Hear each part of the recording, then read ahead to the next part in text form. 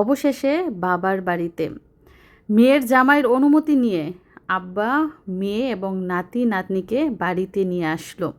প্রতিবারের মতো এবারও ফুলের মালার সম্মান নিয়ে বাড়িতে আসলাম। বাড়ির পরিবেশ শান্ত, কিন্তু বাড়ির জিনিসপত্রে কিছুটা পরিবর্তন। ছোট ভাই তার ভুল বুঝতে পারলো এবং ভবিষ্যতের জন্য সাবধান হয়ে গেল। আসসালামু আলাইকুম, আর একটা কাঙ্ক্ষিত এবং স্পেশাল ভিডিওতে আপনাদের স্বাগত। তো দেখতেই পাচ্ছেন আমি এখন অবস্থান করছি আমার বাবার বাড়িতে।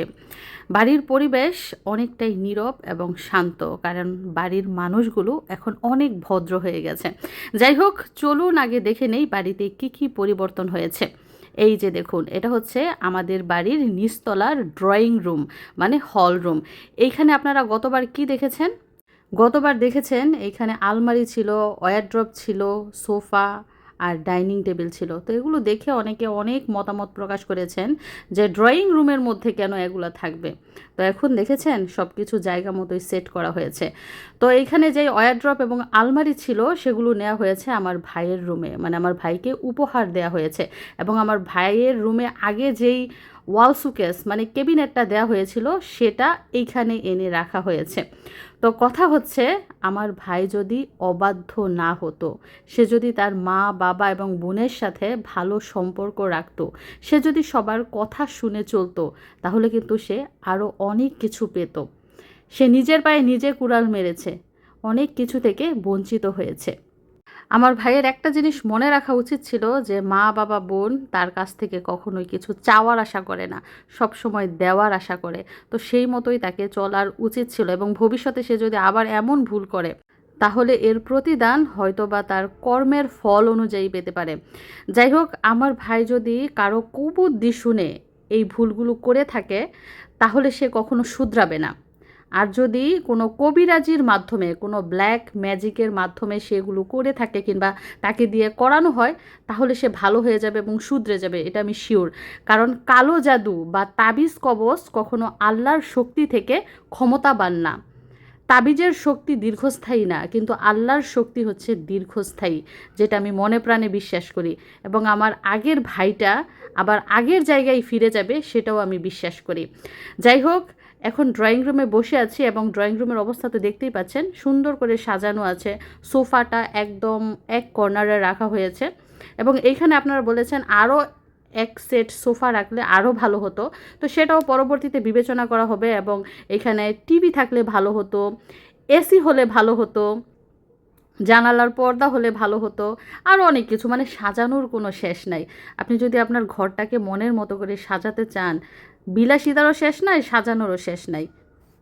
আর হ্যাঁ, আমার ভাইকে যে আলমারি এবং ওয়ারড্রপ উপহার দেওয়া হয়েছে এবং সেটা যে তার রুমে রাখা হয়েছে, সেটা না হয় আরেক দিন আপনাদের সাথে শেয়ার করব যে তার রুমে রাখার পরে কেমন হয়েছে।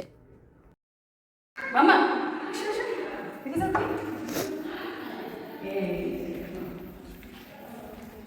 আর এই পাশের রুমটা কিন্তু এখনো খালি আছে। খালি থাকারই কথা, কারণ থাকার মানুষ নাই। যখন মেহমান আসবে কিংবা কোনো অনুষ্ঠান হবে তখন এই রুমগুলোর প্রয়োজন পড়বে।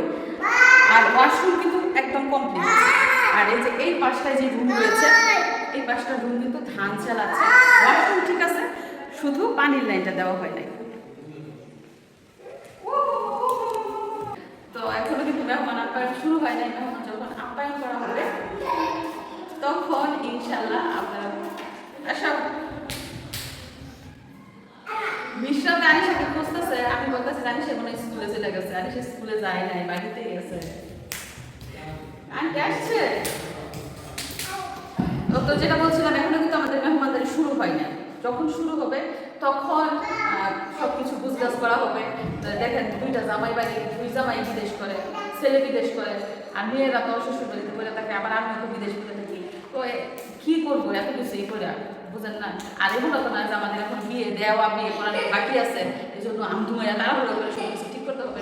তো যে কাজ করবো শেষ, রিল্যাক্সে আছে এখন। আমরা রিল্যাক্স আছে, আপনি এমনি অসুস্থ বাড়ি করে কাজ করি, এতটা প্রেশার নিতে চাই না। তো এই হচ্ছে অবস্থা। জিনিসপত্র চেঞ্জ করা হয়েছে, নিচের জিনিস উপরে নেওয়া হয়েছে, উপরের জিনিস নিচে আনা হয়েছে। আমার কথাগুলো তিতা হলেও কিন্তু বাস্তব এবং সত্যি। নিজেদের প্রয়োজনে, নিজেদের ভবিষ্যতের জন্য অবশ্যই পরিবারের সাথে সুসম্পর্ক রাখতে হয়। কারণ জীবন বদলে যাবে, সময় বদলে যাবে, অবস্থান বদলে যাবে, কিন্তু পরিবারের সত্যিকারের ভালোবাসা কখনো বদলাবে না। যারা বোঝে তারা সবসময় পরিবারের সাথে ভালো ব্যবহার করে।